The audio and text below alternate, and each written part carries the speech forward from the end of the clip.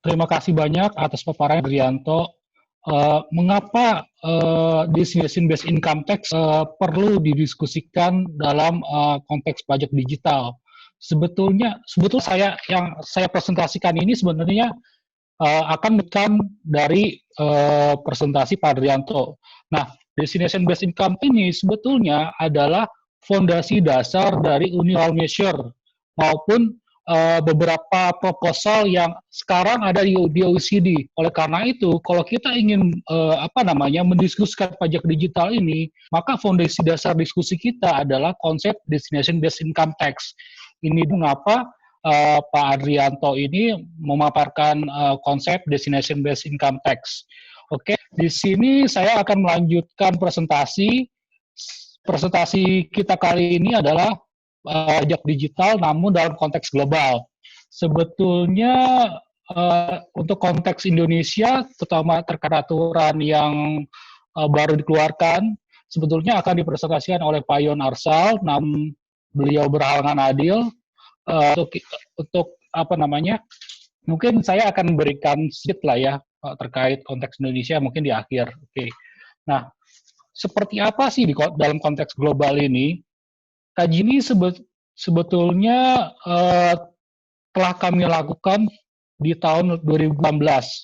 Jadi ya sudah lumayan lah ya 2 tahun yang lalu. Cuma kajian ini tetap relevan dan menarik. Kenapa menarik? Karena kita tahu dalam beberapa hari yang lalu Indonesia diinvestigasi oleh USTR terkait pajak digital. Nah, USTR ini ingin mengaktifkan Section 301 dari Trade Act Undang-Undang Perdagangan Amerika Serikat tahun 74 yang mana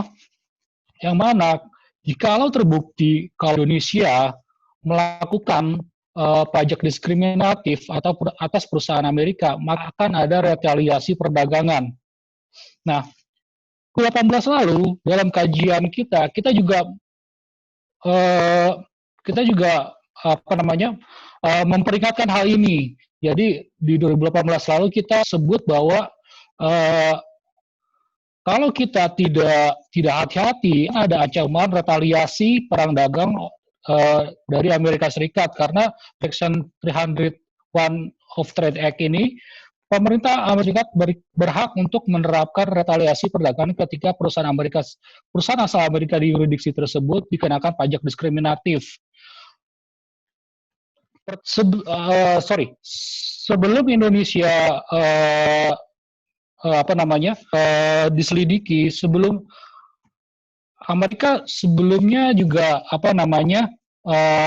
mengancam untuk melakukan retaliasi perdagangan dengan beberapa negara lain seperti misalnya Perancis maupun UK.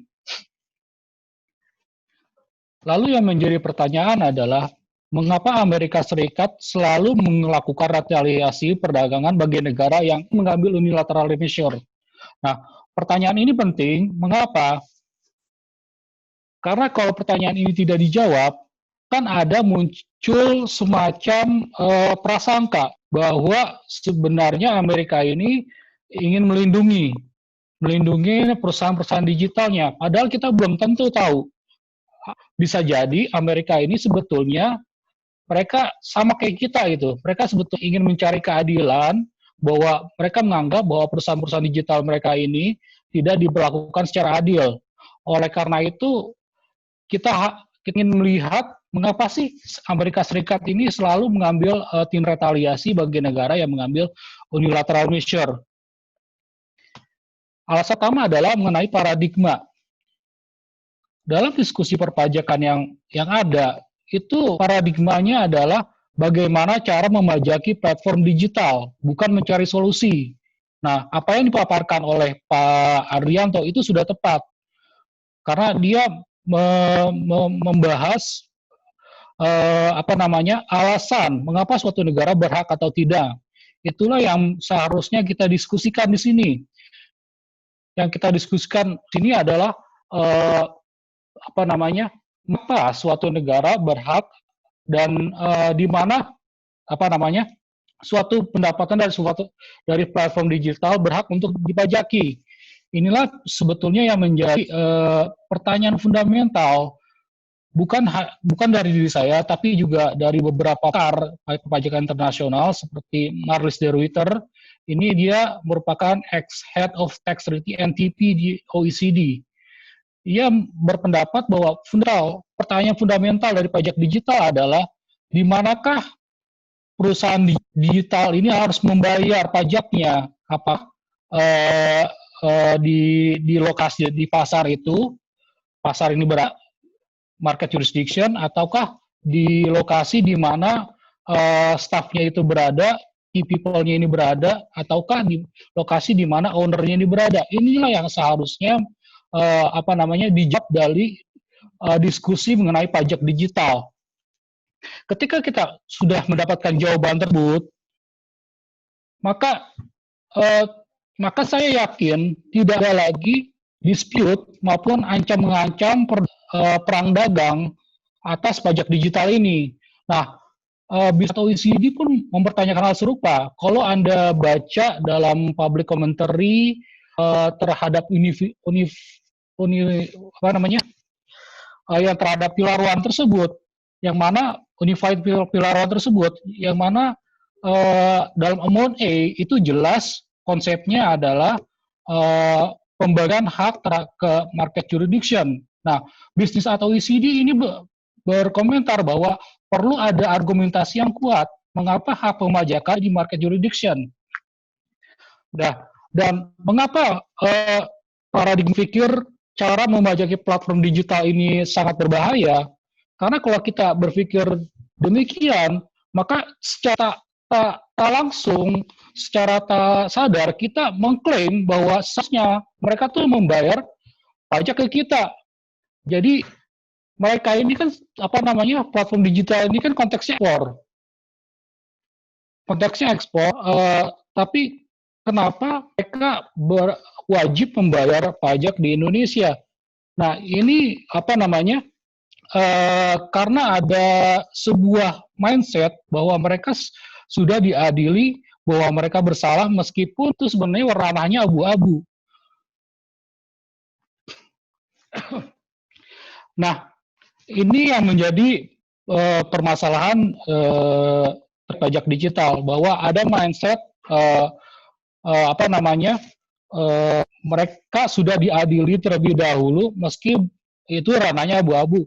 Nah, ini konteks misalkan mereka punya BUT di Singapura, namun auxiliary di Australia.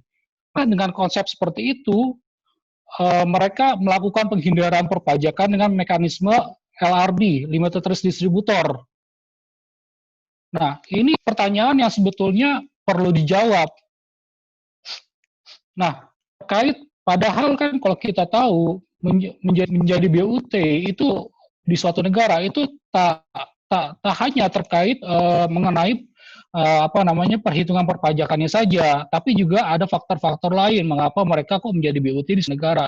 Nah, kalau kita lihat dari ease of doing business-nya World Bank, ternyata nggak cuma pajak yang mempengaruhi mereka untuk menjadi berinvestasi, termasuk menjadi BUT di suatu negara.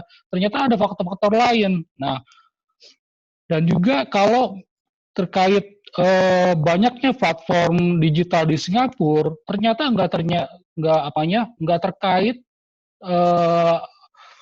terkait pajak only, tapi faktor-faktor lainnya seperti akses pendanaan yang lebih mudah dan juga infrastruktur yang lebih bagus. Dan kita tahu sendiri banyak platform-platform digital atau startup-startup digital Indonesia yang punya afiliasi di sana. Tujuannya bukan menghindari pajak, tujuannya untuk akses pendanaan maupun infrastruktur yang bagus.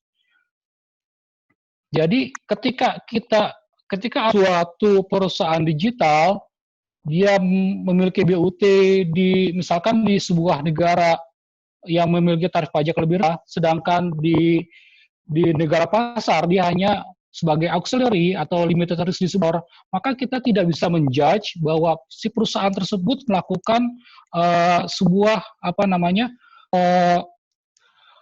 penghindaran perpajakan. Ini yang harus mindset ini harus dirubah. Yang selanjutnya adalah kenapa isu ini menjadi seakan-akan menjadi isu antar negara gitu. Selanjutnya karena buruknya komunikasi antar negara. Nah, kita tahu bahwa pajak digital yang menjadi isu ketika semua double iris dead sandwich ini terungkap. Nah, ada mispersepsi di sini. Mispersepsinya adalah bahwa skema double iris arrangement ini hanya merugikan negara-negara yang ada di Amerika. Padahal tidak. Skema ini sebetulnya juga merugikan Amerika itu sendiri. Karena kita tahu bahwa atas foreign income dari perusahaan Amerika, mereka berhak memajakinya. Karena sebelum Trade and Jobs Act tahun 2017, mereka menganut sistem worldwide. Jadi skema